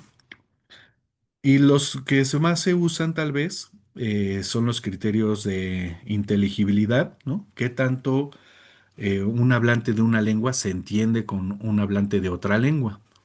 Y ahí, aunque nos parezca como bastante apropiado, pues puede tener esta cuestión de la inteligibilidad, puede estar cruzada por aspectos sociales, actitudinales, personales, políticos, culturales, que hacen que una persona diga que no entiende al otro, ¿no? O que sí lo entiende. Y entonces, no necesariamente, pues todas las personas van a estar de acuerdo que, efectivamente, el tzotzil de San Juan Chamula no se entiende con el de Sinacantán, ¿no? Entonces, seguramente es pues es muy probable, digamos, encontrar esa situación. No, pues, ahí más o menos les entendemos, ¿no? En realidad, pues, seguramente sí se entienden, pero diferencias culturales, sociales, individuales incluso, hacen de este criterio de la inteligibilidad, pues, muy azaroso, arbitrario, cambiante, ¿no? Aunque no por ello inútil, es muy útil también, pero hay que siempre considerar que muchos factores de diversa índole pueden entrar en juego cuando se toma este criterio. Y el cuarto, pues, es basado en rasgos gramaticales, ¿no? Entonces ahí se necesitan estudios lingüísticos profundos para, pues, establecer, digamos, la gramática conocer la gramática de una lengua y compararla con otra, ¿no? Entonces, si, y aquí también es un arma igual de doble filo, porque como ya veíamos al principio y con Juan Jesús la clase pasada, la naturaleza y las características de las lenguas se dan en diferentes aspectos, ¿no? Los sonidos, las palabras, las oraciones, los significados. Y puede ser que una lengua, en comparación con otra, tengan características muy similares a nivel de sonidos, de palabras y de, no sé, significados, pero la sintaxis es totalmente diferente, ¿no? Entonces, un fonólogo a lo mejor puede establecer que dos lenguas son más bien variantes de una misma lengua, pero un morfólogo, un sintactólogo van a decir, no, estas son lenguas totalmente diferentes, ¿no? Entonces, dependiendo de los criterios, de los rasgos gramaticales que se estudien, puede haber un mayor parecido o no entre diferentes lenguas o variantes. Lo que habría que hacer es, pues, un estudio, imagínense, completo eh, de todos estos aspectos para realmente compararlos y saber qué tan diferentes son unas lenguas sobre otra, o no. Que es el caso, como que ya se mencionaba la vez pasada, del mocho y el tuzanteco. Ya mencionamos sobre el mocho, el tuzanteco pues fue una lengua que pues su historia es interesante porque cuando en los 60 Andrés Medina y Otto Schumann con otros antropólogos y lingüistas visitan esta región de Motocintla y Tuzantán, la gente lo que decía que hablaba era mam, ¿no? Entonces la gente hablaba mam para ellos, ¿no? Porque los maestros les habían dicho que lo que ellos hablaban era mam. Pues que no tiene nada que ver el mam, pues, es otra rama muy diferente de la familia maya con la rama canjobalana, ¿no? Son ramas distintas. Obviamente, pues todas las lenguas mayas están emparentadas, ¿no? Y ya estudian, Otto Schumann cuando él estudia dice, no, pues esta es otra lengua, ¿no? Y dice, bueno, pues este es el tuzanteco, que sí es muy parecido al mocho, y en realidad, durante muchos años no se supo si consideraban una variante del mochón una lengua distinta. Terence Kaufman la consideraba una lengua distinta en unos años. Y al final, Otto Schumann dijo, pues en realidad el Tuzanteco, ya estudiándolo bien, es una variante del mocho, ¿no? Son dos variantes de lo mismo. Pero fíjense, o sea, con ese pequeño caso, pues podemos ver que no es muy, incluso basándose en rasgos gramaticales, tampoco es tan fácil discernir cuando una variante es una variante de una lengua o ya es una lengua diferente. Y bueno, esto tiene que ver con estos criterios basados en rasgos gramaticales. ¿Y qué concluye esta autora de las que les estoy hablando que engloba o menciona estos cuatro criterios? Pues bueno, ella dice que ya después de haberlos discutido, pues ella propone que para determinar una entidad lingüística o una lengua de manera más apropiada, se tiene que tomar en consideración que en cada comunidad hablante de lengua indígena existe una lengua o sistema lingüístico único y diferenciado. La lengua de cada comunidad presenta un conjunto único de rasgos gramaticales y por lo tanto utilizar un sistema lingüístico diferente al de las demás comunidades. Por lo tanto, utiliza un sistema lingüístico. Ahí está mal, ¿no? Y ella, yo creo, ella lo habla, bueno, ella está hablante de Ayuk o Mije. En Oaxaca, pues sí, efectivamente la geografía lingüística es muy interesante porque es muy abrupta, digamos. Hay comunidades que son vecinas, pero para ir un día a una otra hay que bajar y subir una sierra. Y, y eso hace que exista esta realidad en donde otros autores como Leopoldo Baliñas, pues hablaban ya de comunalectos, ¿no? Que lo que habría que trabajar son los comunalectos, porque cada comunidad, como dice también Yasnaya, tiene un sistema lingüístico único y diferenciado, ¿no? Pues tal vez para Oaxaca funcione, pero tal vez para otros lados no. Em, y entonces, em, aquí entra también, o entra en cuestiones políticas también, porque, por ejemplo, pensamos en el caso en Guatemala, pues está una de las lenguas mayas que se habla en los cuchumatanes, es el canjobal, ¿no? Que se habla en Santa Eulalia, en San Juan Ixcoy, Soloma, y bueno, toda esa parte, ¿no? Em, por ahí también está el Chuj, que se habla en San Mateo Ixtatán, y bueno, desde hace ya varios años, lo que hablaban las personas de San Miguel Acatán, ¿no? Con Canjobal, pues ahora ya se considera como una lengua distinta, que es el Acateco de San Miguel Acatán. Pero muchos lingüistas dicen que, pues en realidad no hay muchas evidencias o no son tan fuertes esas evidencias para realmente decir que el Acateco es una lengua diferente al Canjobal. Pero, pues políticamente convino que se hiciera una nueva comunidad lingüística para recibir recursos del gobierno y eso, ¿no? Entonces, muchas veces eh, hay intereses de por medio en eso, ¿no? Entonces eso complica la situación. Y también, sobre todo, es que no tenemos muchos estudios profundos por lo menos en México, de pues cada una de las agrupaciones o de las variantes lingüísticas como para saber realmente, porque se necesita estudiar la fonología, la morfología, la sintaxis, la pragmática, la semántica, ¿no? Y luego también la cuestión sociolingüística. Entonces, eso nos ha puesto en un escenario en donde por eso decimos que en México no se saben cuántas lenguas se hablan, ¿no? Y lo que dice Yasnaya es que la diversidad es muy importante y hay que considerarla a nivel comunitario, a nivel de comunidad. Gerardo. Muchas gracias, Fernando. Bueno, hay algunos comentarios por acá en el chat. Gabriela, por ejemplo, a las 6:01 escribió, curioso que ya en la descripción no se habla mucho de la actitud, que parece un criterio bastante interesante. Y de ahí con un paisano que está aquí en el diplomado, hablábamos precisamente de esos geolectos, ¿no? Ujú, En el caso salvadoreño, aunque es un territorio muy pequeño, pero también se claro. distingue claramente a alguien del oriente, de El Salvador, de San Miguel, La Unión, Usulután, con alguien de la capital o del occidente, ¿ah? Frontera con Guatemala. En cuanto más al oriente te vayas, menos se pronuncia la S, es más la J, Ujú. ¿ya? Que sustituye. Entonces, por eso es la característica de los salvadoreños de oriente, ¿verdad? Que hablan mucho con la J. Eso es Como, lo como que... los tabasqueños, ¿no? Ah, Ujú. correcto. Sí, y Interesante. fíjense, perdón, sí, adelante, Gerardo. No, no, no, dale, dale, dale, Fernando. Sí, no, aprovechando estos comentarios que nos hacen aquí la compañera y el compañero, pues esos geolectos, esos idiolectos, eh, están cargados de actitudes y de ideologías, justamente, ¿no? Ujú. Positivas o negativas. Entonces, eso repercute también en el tratamiento gubernamental que se les da o Sí, institucional hacia esas formas de hablar que pueden ser discriminadas o pueden ser favorecidas, ¿no? claro. Eso es como algo muy importante que queremos Ujú. abordar aquí. Eh, Sí. sí, adelante, No, Gerardo. es que justo estoy pensando en el caso salvadoreño.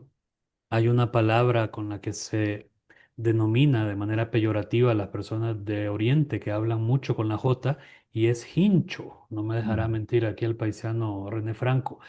Entonces, hincho es un insulto, ujú, ya utilizado sobre todo por personas de la capital o claro. del occidente del país hacia la gente de San Miguel, Morazán, La Unión, que hablan mucho con la J. Entonces, lo que decís precisamente, o sea, un geolecto, en este caso, Ujú, o idiolecto también, ujú, ¿ah? ujú, Puede ser también peyorativo o ponderado. claro, claro. Y ese tema lo vamos a tocar más en la sesión que corresponde a las ideologías lingüísticas, Ujú. pero ya obviamente tiene que ver con esto de la diversidad. Sí, Y con otros temas que tocaremos en el módulo. Entonces, ujú. qué bueno que vayan Perfecto. pensando en esos Ac- ejemplos para ilustrarlos. sí, aquí hay más comentarios. Por ejemplo, Juan Vázquez, habría que incluir a la diversidad los géneros o estilos que se Exacto, derivan de ciertas prácticas culturales, por ejemplo, en rezos tradicionales o rituales de curación, claro. a tomarlos en cuenta también. René Franco, que es el paisano con el que estábamos escribiendo, incluye también el departamento de Zulután, que es parte de la zona oriental, el granero de la República se le conoce. Y Rudy Ciel Camposeco, que nos acompaña desde Huehuetenango, dice, cuando es reconocido un idioma por criterio político como el acateco y el chalchiteco, Ujú. es fortalecer o debilitar un idioma. O sea, este reconocimiento oficial, ¿qué pasa Híjole, con pues ese es, es, reconocimiento es oficial? buena, es buena pregunta, ¿no?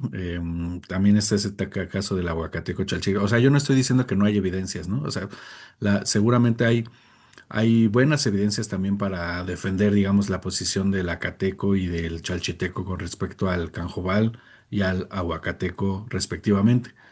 Eh, um, pero digamos, hay posiciones encontradas, ¿no? Habría Ujú. que ver el debate bien punto por punto, que seguramente, pues son cuestiones lingüísticas profundas, pero yo creo que pueden favorecer como perjudicar, digamos, a la lengua o a las lenguas como estas entidades, ¿no? Vivas porque viven sus hablantes. Entonces, por un lado, favorecen en el sentido de, bueno, pues hay más recursos, A lo mejor se pondera, se favorece la identidad de esas personas o el sentido de pertenencia a través de la lengua que hablan esas personas, pues es eh, puesto en un escalón, digamos, más alto. Tiene mayor visibilidad, ¿no? Por ejemplo, pero le puede ser perjudicial porque pues separa, ¿no?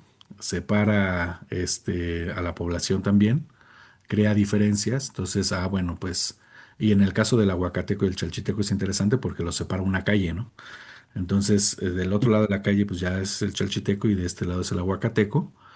Y entonces, pues, favorece la diferencia, ¿no? Y eso, al final de cuentas, pues para uno y para otro, disminuye el número de hablantes que tiene, ¿no? El que exista otra lengua bueno, las cuestiones sociales y políticas que eso conlleva, que es separarnos del otro, ¿no?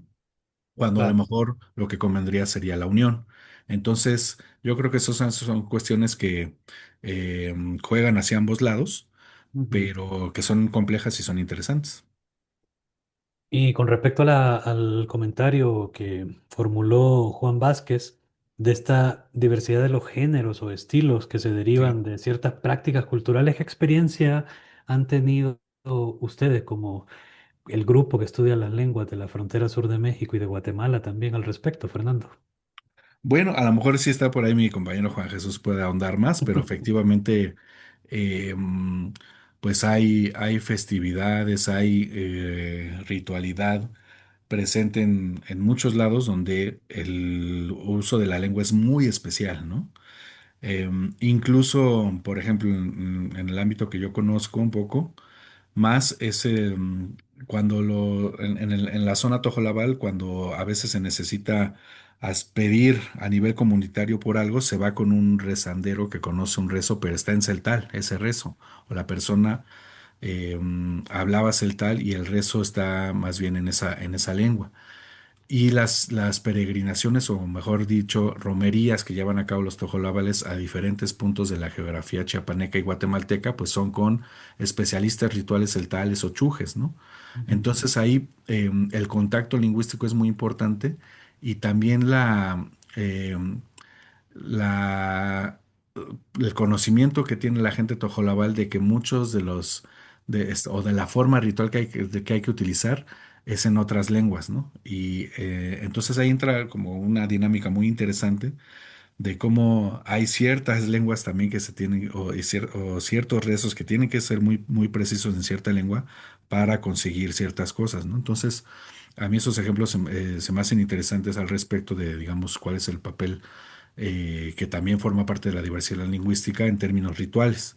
Pero no sé si Juan Jesús quiere compartir algo sobre eso. A ver, sí. Eh, Adelante, Juan Jesús. Sí. gracias, Fer. Pero sí, esto viene de tu comentario, ¿no? De que una persona le puedes preguntar, cuántas lenguas hablas, ¿no? O inclusive también, cuántas variantes dialectales dominas. Pero dentro de este marco también le puedes preguntar, pero ¿sabes echar relajo también en tzotzil, en celtal? Bueno, además de eso, sabes usar el mismo idioma en un estilo, digamos, formal, ¿no? Ujú. Dando un consejo Ujú. o porque soy curandero, entonces tengo que usar un género muy específico para poder atender a un paciente, ¿no? En este sentido, creo que es complejo, ¿no? Esto de la diversidad lingüística. Sí, muchas gracias, Juan. Justo retomando lo que dices, yo creo que es bien importante pensar en cómo somos nosotros mismos, ¿no? A veces, pues pensamos, no, pues, híjole, yo, mi diversidad lingüística es bien poquita, ¿no? O sea, hablo una lengua, pero lo que dice Juan Jesús es muy importante. Parte de la diversidad lingüística es esta forma de hablar en diferentes situaciones. Yo estoy seguro que ninguno de nosotros habla de la misma manera en la escuela, que en la casa o que en una institución gubernamental cuando uno va a hacer un trámite, ¿no? O cuando vamos a algún lugar recreativo o con ciertas personas. Es decir, cambiamos nuestra forma de habla todo el tiempo, incluyendo las palabras que utilizamos, la forma en la que nos expresamos. eh, depende de la situación y de las personas con las que estamos, de los lugares. Todo eso hace que hablemos de manera diferente, como les decía, pues prácticamente todo el tiempo. Y eso es parte de esta diversidad lingüística. Uno de esos momentos, como decía Juan Jesús, pues para muchas comunidades en México y Centroamérica, pues son estas situaciones rituales, ¿no? Los rezos son, una persona no va a hablar de la manera que reza en un ritual en la cotidianidad, ¿no? Sería, este, impensado, ¿no? Ujú. Entonces, esas cosas son muy interesantes, ¿no? Y también forman parte de este tema. Muy bien, muchas gracias Fernando, Juan Jesús. Ahorita, No sé si sí. tienen alguna otra pregunta, comentario, Si no, si vamos quieren. a terminar la presentación y ya abrimos bien el espacio, Ah, ¿no? va, chévere, Y dale. era con un ejemplito muy, muy rápido, ¿no? Sí. Esto que decíamos de, aquí es el mapita de la familia lingüística otomangue que está en México, aunque no solamente está en México, ¿no? También se va a Centroamérica. Ya nos hablará Telma de las familias lingüísticas de México y Centroamérica.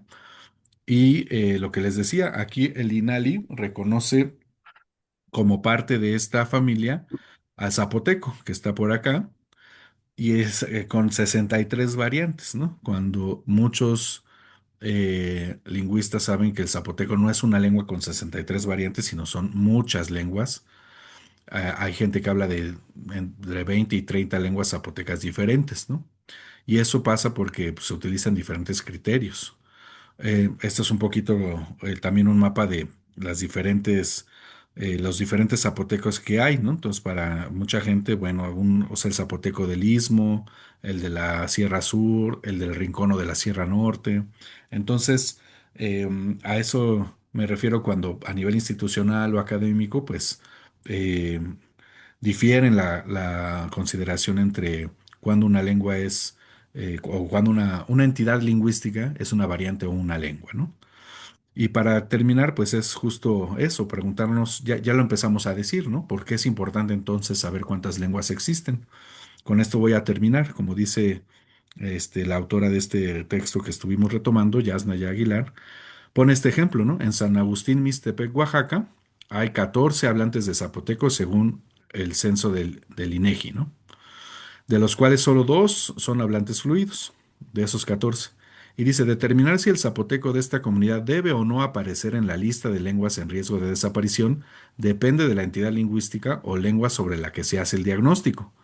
Una primera postura que asuma la existencia de una sola lengua zapoteca, como ya vimos, tendría como resultado que los 14 hablantes de San Agustín Mixtepec no son los últimos hablantes de la lengua zapoteca, pues consideraría que en otras comunidades hay otros 409.986 hablantes.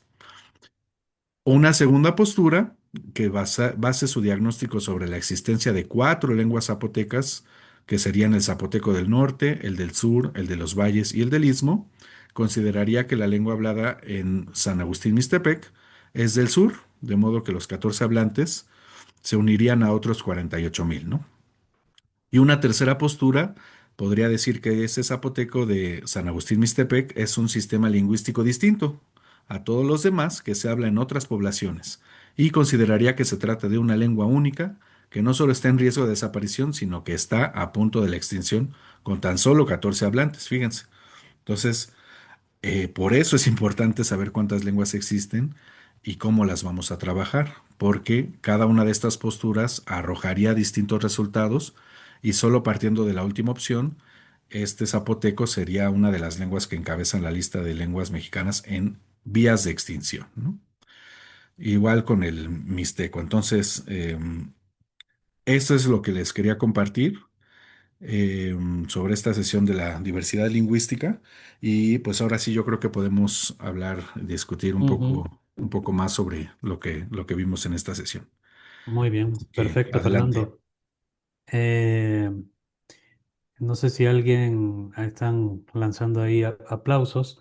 Eh, yo quiero llamar la atención sobre la continuidad de temáticas en el diplomado, ¿ah? Y es que en el módulo uno arrancamos con este gran tema de qué es una región, bueno, la pregunta en sí, qué es una región. Luego estudiamos el universo maya, vimos también el tema de las fronteras por dos especialistas. luego la historia de estas fronteras políticas en Centroamérica y el sur de México, la frontera sur de México, y ahora precisamente estamos con este tema de la diversidad lingüística, ¿verdad? Entonces vemos una conexión de estos cuatro grandes temas.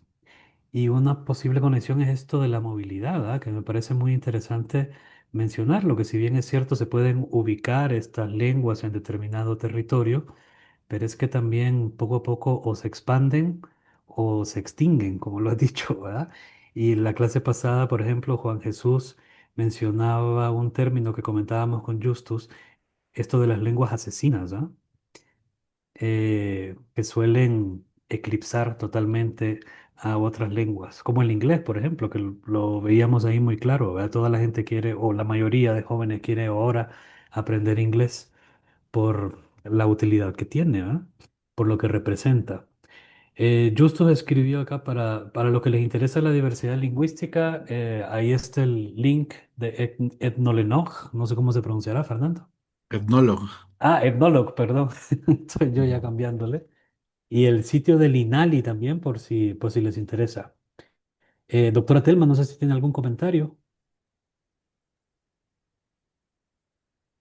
Gracias. No, yo solo quería comentar sobre alguna observación que hizo, creo que Rudy, sobre la creación de neologismos. Efectivamente, esto sí sería una manera de fortalecer el idioma, porque recordemos que muchas veces, aunque quisiéramos utilizar las lenguas indígenas en todos los contextos posibles, nos topamos con que no tenemos vocabulario y entonces yo creo que eso viene a fortalecer el uso de las lenguas indígenas.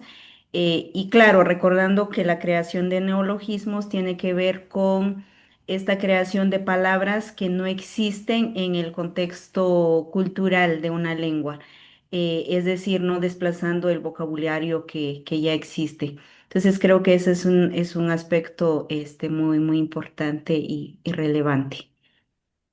Nada más. Gracias. Muchas gracias, doctora Telma. No sé si tienen alguna pregunta, algún comentario para Fernando, Juan Jesús o Telma, que nos acompañan esta tarde, que es el grupo de los estudiosos de la lingüística aquí en el CIMSUR UNAM. Más comentarios, preguntas. Bueno, entonces no nos resta más que descansar y de invitarles también para que nos acompañen el próximo, o no sé si Justus, tenés algún comentario que te vi la mano. Sí, ¿verdad? Te doy la palabra. Tenés el micrófono apagado, si lo... Ahí está. Digamos, recordar, digamos, la próxima sesión, el próximo martes, ¿no? Cuando la doctora Telma Campos los va a presentar su presentación de las familias lingüísticas precisamente del sur de México y de Centroamérica, ¿no?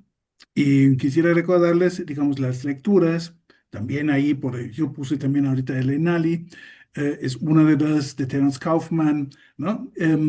Que también ha sido parte hoy para las lecturas a los que se refirió el doctor Fernando, ¿no? Entonces, que vayan viendo, digamos, acercándose a esa temática que está agarrando realmente aspectos muy interesantes, ¿no? Así que yo les invito para el próximo martes, perdón, a las 5 de la tarde, ¿no? A esta presentación de las familias lingüísticas del sur de México y de Centroamérica. Ujú.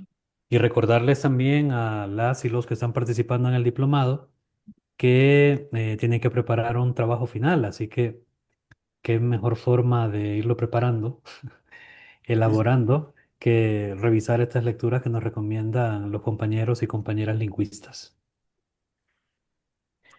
¿Algún cierre, Fernando?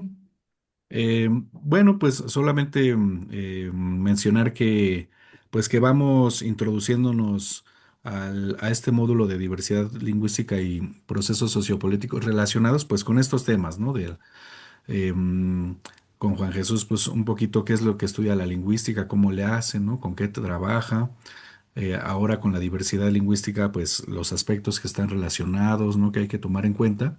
Y yo creo que ya a partir de la próxima sesión, bueno, además de ver pues ya claramente qué familias y lenguas se encuentran en la región de México y Centroamérica, pues ir viendo estas cuestiones ya también más sociales, más políticas que influyen en lo que hoy, en el paisaje que hoy tenemos, ¿no? Entonces, em, pues estos son los pasos que iremos dando en el módulo, esperando pues, obviamente que vengan con muchas dudas y preguntas para generar una buena plática, ¿no? Así que, pues Perfecto. gracias también, Gerardo Justus, Telma, Juan Jesús, pues nos veremos la próxima vez. Gracias, Fernando. Entonces nos despedimos para el día de hoy. Que tengan muy buena tarde, que descansen. Hasta martes. Hasta luego. Buenas noches, hasta el Dios. martes.